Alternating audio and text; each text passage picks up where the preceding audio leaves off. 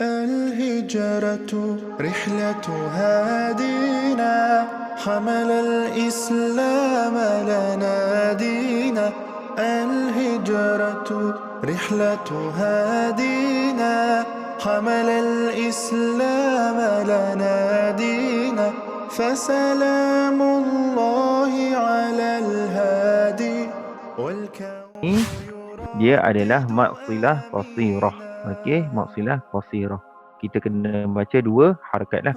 Kitaban dua harakat. Huruf sebelumnya berbaris dan في صحبة خير الأبرار رحل الصديق عن الدار.